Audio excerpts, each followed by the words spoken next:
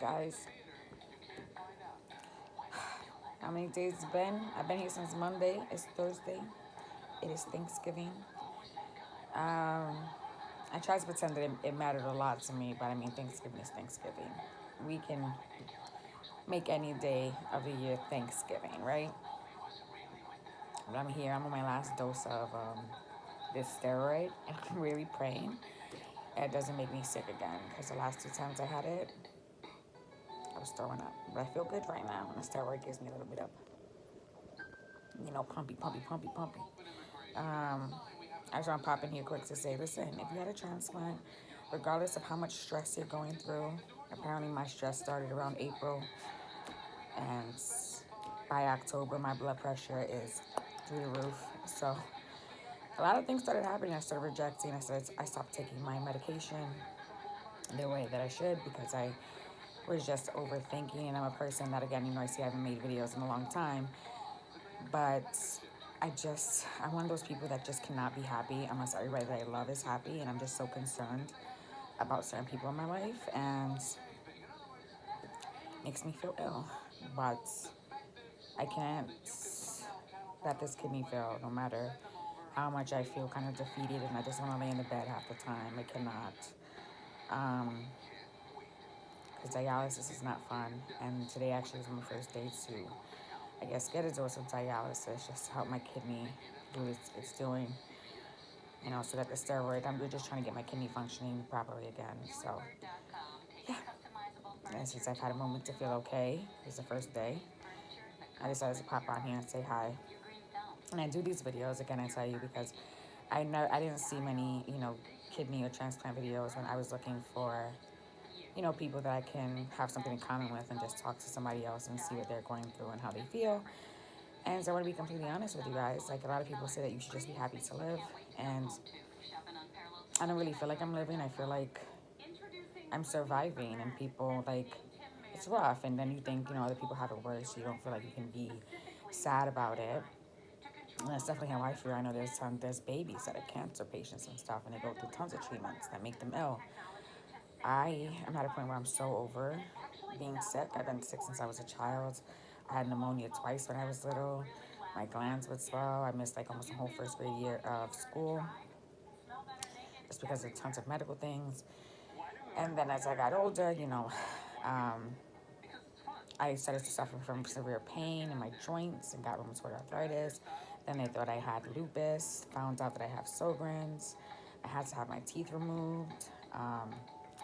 Then I found out my kidneys were, because my kidneys were failing, and since Sjogren's does is like it breaks down the enamel in your teeth. So regardless if you're taking care of yourself or not, I would brush my teeth and pieces of my teeth were falling off. And I went to the dentist and it was like, oh, you don't have enamel on your teeth, and acid is building up in your mouth and it's chipping away your teeth.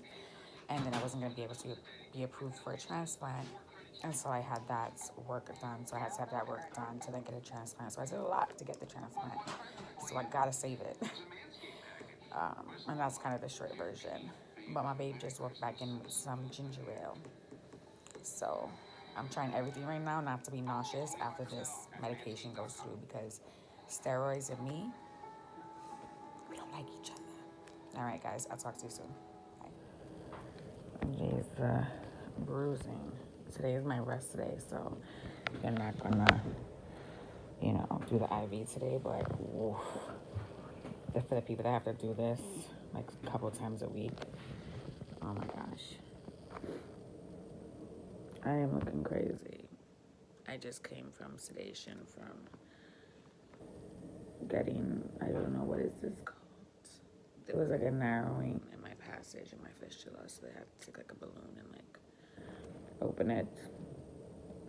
I'm like double chinning it up. I don't know if it's because of the steroids that they're giving me while I'm in here. It's been a little process. What's today? It's Sunday. I'm still here. I'm trying to get home. I don't know if they know anything about me going home. But this is IV try. It's crazy. And then, probably look ashy as hell. But then if you look up here, this is where I've been getting my shots. I need some lotion. Guys, take your medicine. I have been so stressed that I have not taken my meds the way that I have. I would have skipped the 2 or 3 days, and I'm like, oh my gosh, I should have been taking my meds. And that's because I'm just overwhelmed with thoughts about, and people of my family. Blood pressure is crazy. They have been able to reduce it while I've been here, but I don't know. I didn't realize stress could give you so many complications. And for me, I didn't, I guess I let a lot of things get to me. And I've been neglecting myself, and I can't lose the kidney. It's like my kidney function went from like 50% all the way down to like 22% in a matter of a couple of months, from like April to October, they're saying. And it has been very stressful. A lot of personal things going on, and I haven't been able to read, and I feel so bad. Like I listen to books more often because I do work where I'm just kind of, I work alone, or I work with one other partner. I don't work directly with customers, which I think that's purposeful for me for right now. I think I need a break. I was working in human services for so many years that I just need a mental calm down, and I need to have jobs that are just not going to be so intense. But anyways, I don't know. I think I just went on a tangent. Long story short, take your meds. I'm going to try to save my kidneys so I don't have to be on dialysis. Just even doing the plasma apheresis twice hurts so much. Like my arm just feels swollen. I have this little pack that I've been keeping on it. And I think we're not going to do another one today. We're going to do another one tomorrow. So I think when I came in, the first initial thing they did was a kidney biopsy. And I'll probably put a pic in here somewhere.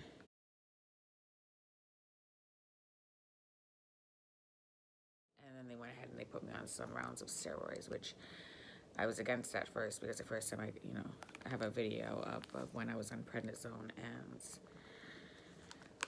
I got tons of side effects and I really didn't like it. But it's only like a couple of days of high dose steroids that they're putting me on, and then they were doing something called a plasma apheresis. They would have had to put a catheter in if I did not have a fistula, but since I have a fistula, they decided to use the fistula. And what that does is it kind of it takes out the antibodies from my blood and then put the blood back in. So it's like taking blood out, filtering it, put it back in, almost like dialysis, or the same as dialysis, I suppose, except that this is to remove those antibodies, the ones that are attacking the kidney, the foreign kidney, because it knows that it's foreign now. And basically, with me not taking my medication, it made my body aware that there's something in my body that should not be there. And since I was already a person that had high antibodies when I first got my kidney transplant, and that's why it was so difficult for me to find a kidney, I don't know. I honestly don't even know what to think. Some people, we go on and we make all these, I have Sjogren's. I don't know if anybody knows what that is, but crying is so weird because I don't have tears. So if I cry, it just seems like I'm crying. It's just like, I don't know. It's interesting because then that means I haven't cried since I was 8 years old, because I don't have actual tears to cry. They don't come down. My eyes will just get glossy. I don't even know why I'm saying that. But Sjogren's has a lot to do with why I'm having the kidney failure. They did that one time I had lupus. And that was ruled out for Sjogren's. Anyways, it's just a process. Got to take care of all of this. And hopefully I get out of this hospital this week, because if not, I'm not going to get paid next week. So let's see what happens. Oh, this was an IV too. They took that one out. Now we have this little baby one because they said I have little veins. So I have like infant IV or baby IV in my hand. So I'm just rambling. I don't even know if I'll keep this piece in there because, like I just said, I just came off of sedation because they just put a balloon in my fistula to open a passageway. And I guess they'll tell me about that in a little bit. You know what I did bring with me, so maybe I could focus on, is my book journal that my daughter had bought me. Think about some of the books that I've read recently or listened to, because listening, that's why I went on that tangent. Since I work in a space where I don't have to really interact with customers like that, the listening has been a little bit more easy for me. Even though I read on Audible when I first came on here. And look at where I'm at in life. Here we go, guys. The Menopausal Years, The Wise Woman Way. My grandma just brought this for me. She brought this in here for me so I could read it. So I might get some shits and giggles. And then, yeah, think about the books that I've just recently read. I'm actually listening to Mariah Carey's book. I don't know how I feel about it. It's the last book I put in here. All the Ugly and Wonderful Things. That is going to be controversial. I have a lot to say about that. So stay tuned. Anyways, I'll talk to you guys soon.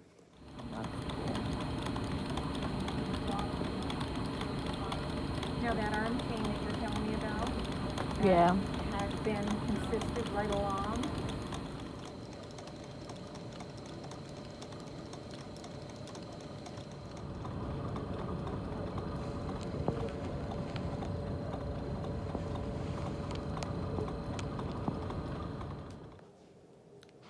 It's Monday. It's officially been a week. And I'm getting some blood. I don't know if you can see that. Yeah. I'm tired. My arm is in pain. I'm waiting for some hot packs and I just want to go home. That's my vampire blood here. Goodness. Guys, look at that. She's bumping. She's bumping, but she's bruised. Funny. Hey guys, it's Tuesday. I was such a brat this morning, and then I decided to calm my ass down and lay down for a bit. My mama sent me some money for some food. My face is swollen. Let's not even go there. But I decided to be a brat, and I got some stuff. So I got me some, what is this, some sushi, the vegetable combo. I got me a pineapple, and I got me a Caesar salad. They have me on this like renal diet, and I need to eat some food. I don't know why they think you want to go out eating some bland ass food.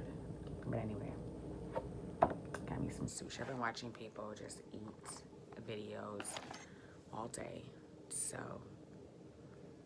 eat videos. This makes sense. I've been watching people eating on YouTube videos all day. Don't know why. It's hard. Out of my mind. Waiting for the treatment. Oh gosh. And I have some chopsticks from yesterday. So I'm gonna use these guys. So what's going on here?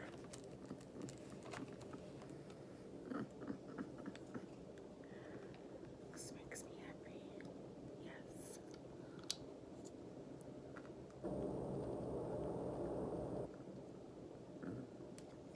I also got a package of Cholula. My kids' high school is fancy. They used to send them home with these packets. Fancy. There's a chipmunk.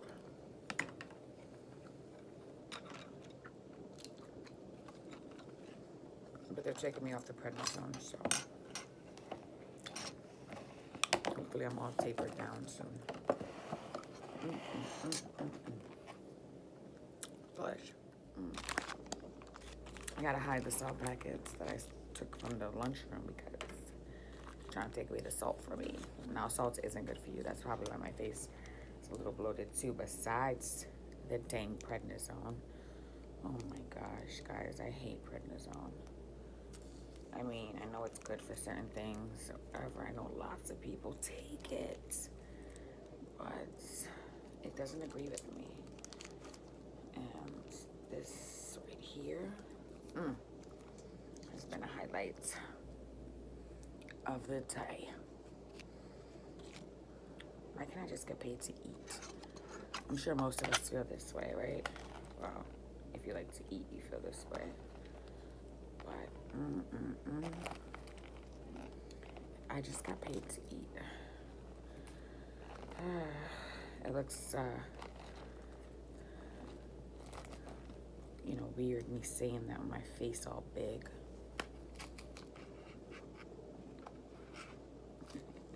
Everybody's at work. This room has been an icicle. Absolute icicle.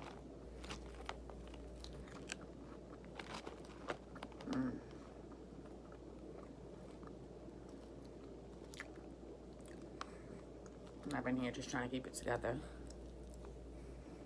I haven't made YouTube videos in a while because I can't focus. And clearly I've been under so much stress that I have, not taking my medications properly, going through rejection. I really haven't been reading my books the way that I normally do. I'm so focused on trying to make things better for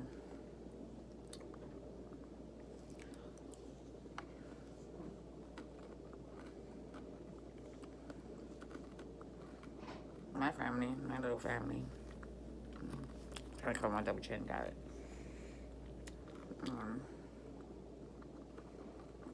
I think I spiraled a little bit because, I'm semi-personal on my channel. If I am, I share information for a reason.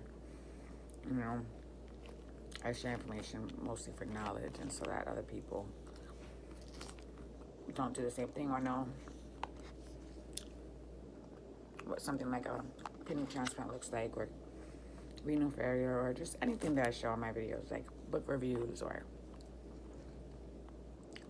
I'll talk about anything personal. It's for a reason. YouTube was like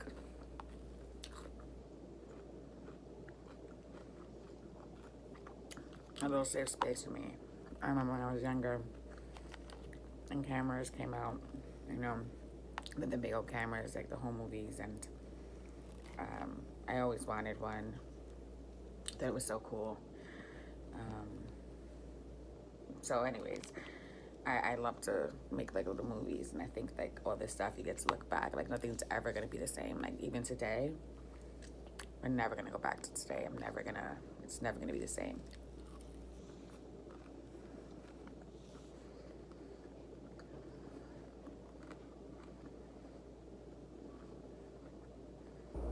So I like to reflect.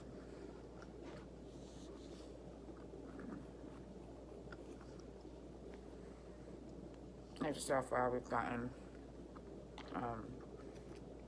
and where I was even just a few years ago, like a personal journey for me.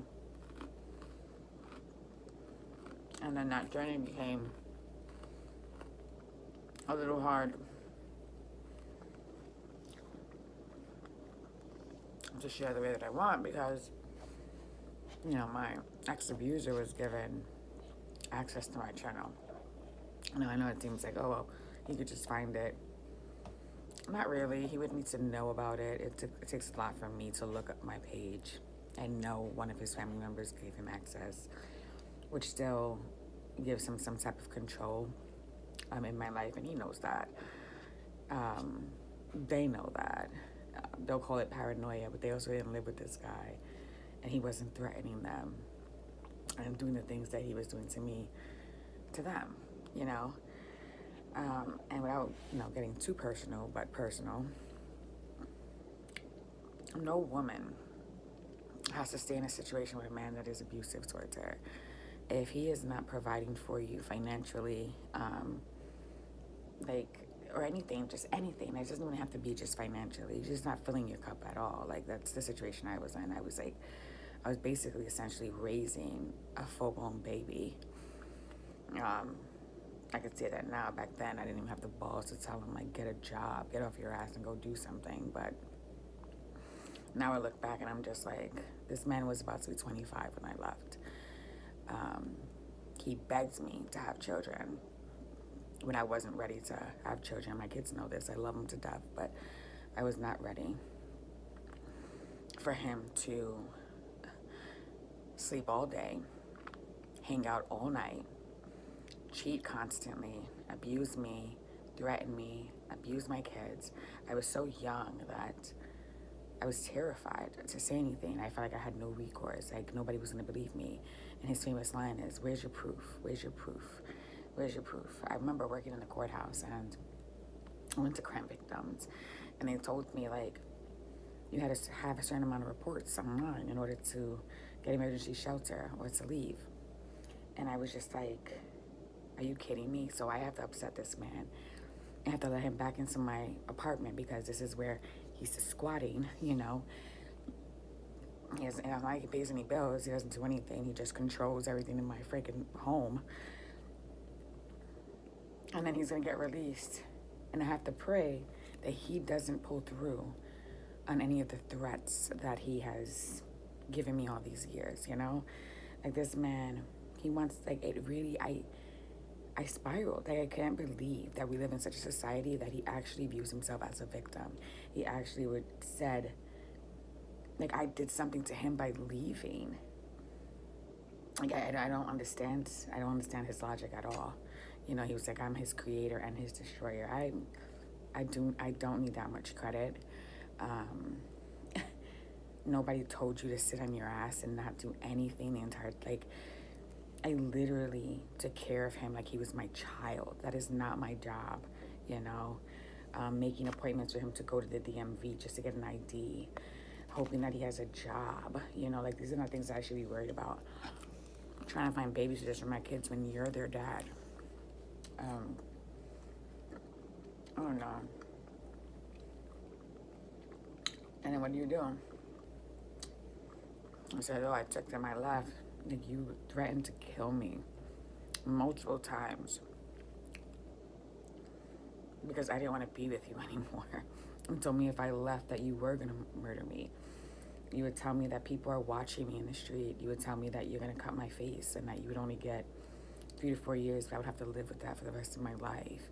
You would tell me how nobody wants me because, I had 2 kids and you knew that. Like, nobody's ever going to want to wife up somebody with 2 kids, And this whole toxic hood culture, when you live in the projects or just live in the hood in general, where women normalize this type of abuse. Like, oh, he just pulled your hair today. He just choked you. Oh, well, I get punched in the throat every other weekend, so it's not that bad, right? No, it's not acceptable. I wasn't raised that way. And even though I lived in the projects, I didn't think that it was okay for a man to ever put his hands on a woman, to ever even raise his voice the way that he did, to even talk to children the way that you do. And then to threaten me, and then for your family to call it paranoia. Okay, listen. I don't understand it at all. I say there's 2 sides to the story. What is your side of the story, sir? What is your side of the story? You did nothing but threaten and abuse me and your children. And then when we left, you still had access. You knew we lived in upstate. I asked you to go to court for visitation so we can set it up.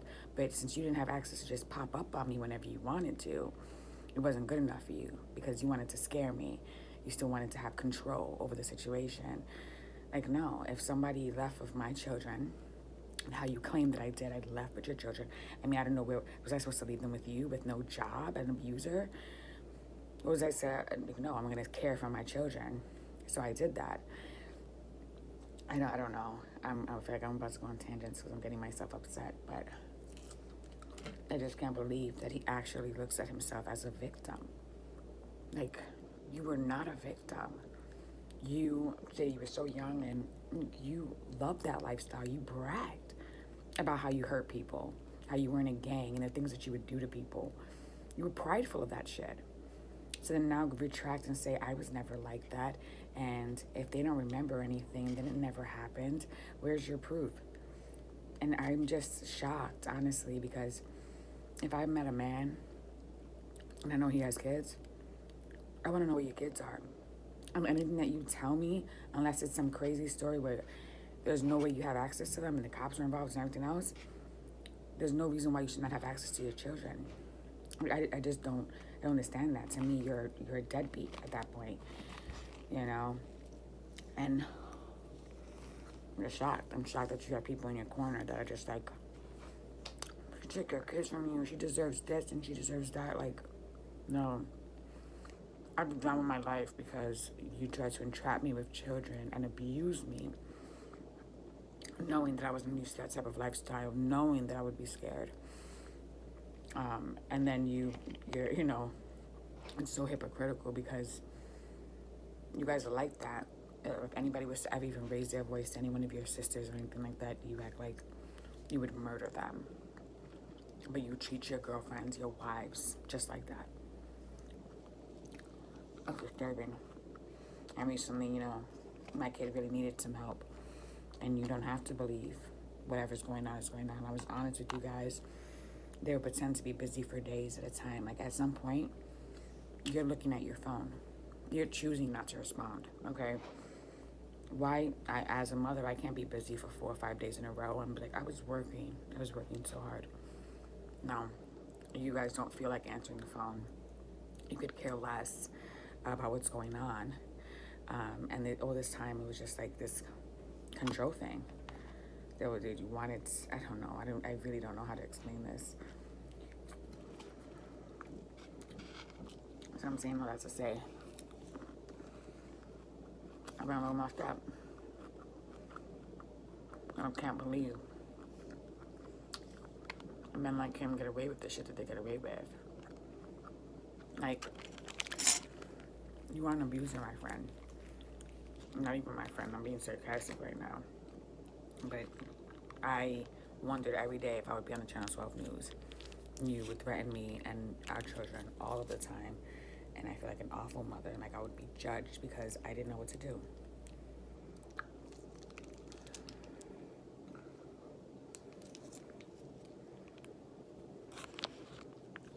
And now people are like being canceled for less, way less. And the stuff that you got away with. I mean, let me put this in, like, this guy, when I first met him, bragged about killing kittens. That should have been my flag. I actually thought he was lying. But over the years, he continued to brag about him killing kittens. And how cool that was.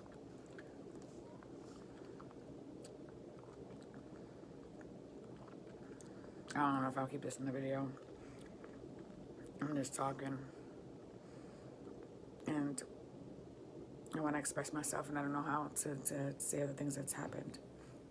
I also... Okay, guys, we're here on Thursday. And this is my morning concoction. Then we have to drink this guy here. My hands are crazy. Sodium citrate. And then we have the nice stuff and this oral thing that I have to drink. My little decaf coffee we got going. And we have some country cornflakes. I don't know if I'm having that. I got some breakfast from downstairs.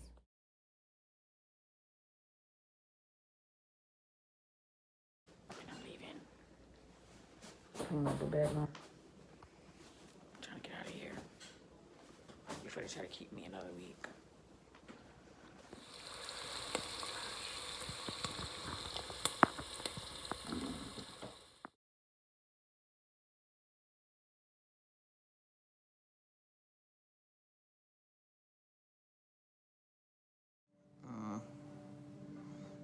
My face is still puffy. I told you. I cannot. With the prednisone. Heinous crime. besides being able to cook a little bit and taking 1,000 showers, think to try to feel better. I've been feeling so tired, and these things have to heal. I'm afraid to get blood because my arm is just beat up and I can't do anything to the other arm because I have the fistula there. I'm honestly so tired, and I keep on waking up like feeling like I can't breathe. So